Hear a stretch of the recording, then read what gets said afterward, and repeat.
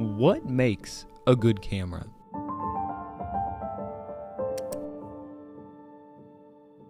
Is it the build quality?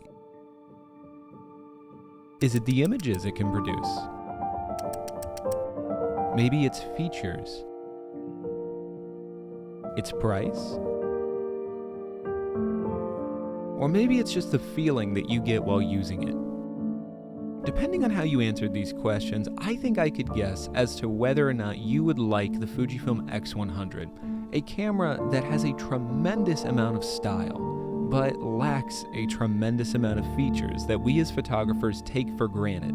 Is the Fujifilm X100 a good camera, even a decade plus after its initial release? The answer to that question surprised me. Let's take a look. If you were simply to read out the specs for this camera, it admittedly would be very hard to get excited about it nowadays. The original Fujifilm X100 has a 12 megapixel CMOS APS-C size sensor, so don't expect to be doing too much cropping with this camera. It also comes with a 23mm fixed f2 lens, which is about the equivalent of a 35mm on full-frame cameras. It also has a 2.8-inch non-flippy, non-touch screen. So what you see here really is what you get. It does not move at all. In addition to that, this camera is also missing a fair amount of other features. It has no kind of in-body stabilization. It has no kind of a mic jack because yes, this technically does shoot video. And finally, for Fujifilm fans, it lacks a lot of Fujifilm's film simulations.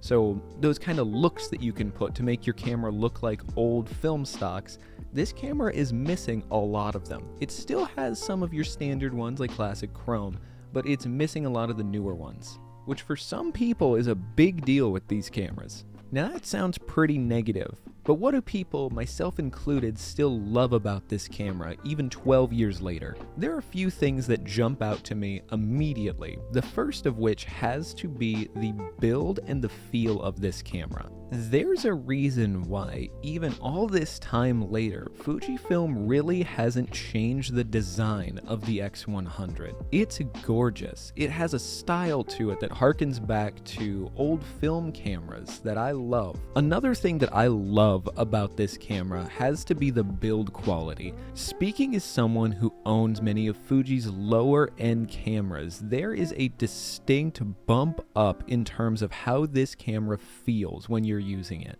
With the body being made out of all metal and the aperture ring giving a satisfying click with each rotation, this camera really is something special to hold, even all this time later. In addition to the build quality and the feel of this camera, you are also getting the rangefinder, which in my opinion is probably the best part of this entire camera system.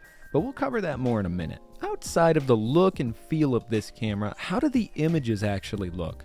Well, it's a bit of a mixed bag, but I tend to lean on the positive end of things. As I mentioned before, this camera is equipped with a fixed 23mm f2, which even at the time of release was not known for being the sharpest thing in the world, and that definitely holds true today as well. I thankfully have been using this camera in broad daylight for the majority of my shooting with it, so I've been able to stop down my lens to f4 for the majority of my shots. And when I stop down to f4, I'm very happy with the results that I'm getting from it.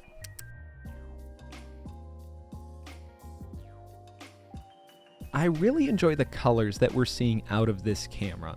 I still shoot in RAW for an extra layer of flexibility, but I will say I don't find myself really editing these photos too much. I more just do a touch-up and then I'm done with them, which I think actually lends itself excellently to this type of camera. When I go out and I take photos with this camera, I'm not wanting to put in an enormous amount of time editing the shots that I get from this. Whether that's from everyday life or from trips, I'm wanting to capture memories with this camera. What I'm really trying to get from the photos from this camera are photos that I can put in the Lightroom, do some light editing with to kind of do a couple little touch-ups, and then be ready to share with my friends and family or on social media. and I think for that, this camera does an excellent job. While we're talking about editing, I have to bring up the fact that one negative with this camera is you don't really have the ability to bring back shadows or lost detail in the same way that you'd be able to in a modern camera. Take a look at this image. This is an image that we can see that it's very underexposed, but not very much of it is pitch black. So theoretically, there should be a lot of detail in this image that we can bring back up. But watch, as when we bring it up, it turns to garbage. It does not have that ability to bring back lost detail that I'm used to in those modern cameras. And that's definitely an area where having this be a 12-year-old camera really starts to show its age. That's also an area where this camera seems to struggle in general, low light photography. We have an f2 aperture on this, which isn't very sharp wide open and isn't even very bright wide open. We also have, again, that 12-year-old camera, so the ISO performance really isn't up to snuff on what we'd see with a modern camera. A tack-sharp image is not what you're going to be getting from this camera. But if you understand its shortcomings, and like me, you like the look that this camera has with its images, I think you'll be happy with it. At least I am. Next up has to be the best part of this camera paired with the worst part of this camera. The best being the rangefinder. The rangefinder is excellent, paired with the terrible screen. It is a laggy mess. For anyone who doesn't know, a rangefinder is a sort of viewfinder which allows you to see straight through it. Unlike a traditional DSLR, which bounces you off of a mirror so you're actually seeing directly through the lens, this shows you straight through the camera and it gives you a little white frame for where your actual photo is going to be. I honestly think that that being here saves this camera, and I am not exaggerating.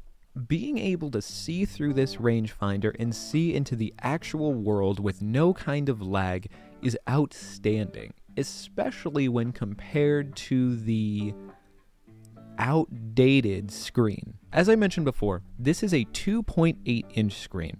It does not articulate, it has poor colors, and most importantly, it lags. It lags really bad. And if the normal lag wasn't bad enough, when you half press the shutter, it freezes up entirely for an entire second or so. It's really rough to use. On any other camera, that screen would be a deal breaker, but because of this excellent rangefinder, if you treat the screen more as a fallback rather than a primary method of control, I think it's actually okay. Another thing that I will mention since we're talking about the screen is that there is an electronic viewfinder on this that you can flip on with this switch right here. Now, don't use this because it's not very good. It has all of the same problems of the actual screen and takes away what I consider to be the best part of this camera. I will say that after you take a picture, it will pop up. At least, that's how I have it set up right now. And I enjoy that. It lets you see the image that you just took and kind of make sure that it's exposed right and, nothing crazy's going on with that. So I appreciate that part of it at least. Before we get to my final thoughts on this camera, there are a few quirks that I wanted to mention that I didn't think fit very well into one of the other sections. The first is the autofocus. It's slow. It's not atrocious, and I haven't had any real problems with it in my time, but if it's something that you're hoping to use for fast-paced street photography, it is something to keep in mind. Another thing that's strange to me is the control knob on the back. You can use it to adjust the aperture in smaller increments than you can do on the lens, and you can also press it in to zoom in for focus. I'm just confused on why they didn't make this a dial. I would have much preferred a dial that I could use to, say, set my ISO or customize in some way. And for the record, in later editions of this camera, that's exactly what they did. This camera also has a leaf shutter, meaning that the shutter mechanism is in the actual lens. It is not in the physical body of the camera. Speaking of the lens also comes with an ND filter that you can turn on inside the camera, which can come in really handy. Lastly, this camera does have 720p video. Don't use it. I don't feel like I need to explain myself on this. Don't use this for video. If build quality and style is at the top of your list, then this may be an excellent camera for you. If picture quality is at the top, this may not be at the top of the list for you. My perspective on this camera, after my time with it, is I think it's really cool, and I'm glad that I bought it. The images that come out of this camera, while not optically perfect by any means, I personally think look really nice. That coupled with the excellent build quality makes this a camera that I feel comfortable recommending to other people, as long as you understand its drawbacks. Move to the Midwest, they said. It'll be fun, they said. One last thing to mention with that recommendation is that right now I think that this camera is overpriced. Currently, on sites like MPB or eBay, these used camera merchants, you can find this normally for around $750, which is way more than I think this camera's worth. I'm sure that's because of all the attention that people like YouTubers or TikTokers have been giving this camera recently, and its much newer X100V counterpart that you really can't find anywhere right now. However you slice it, $750 for this camera I just think is too much to pay for it. I personally got an amazing deal on this camera and picked it up for about $300 US. I also went to Seoul, South Korea to do that, so unless if you have any plans to go to Seoul, South Korea, maybe hold off on this camera right now.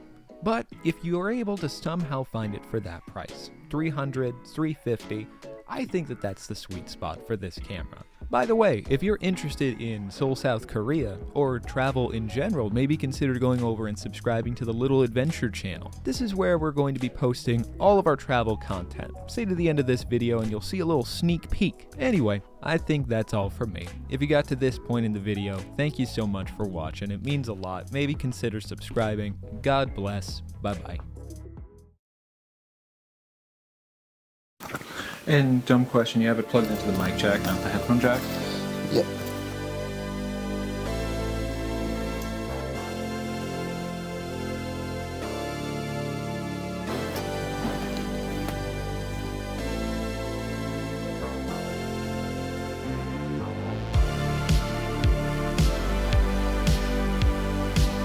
So currently on our trip down to get some food, it's very rainy. It suddenly became very stormy. It was stormy all morning, and we aren't able to look out windows, I guess.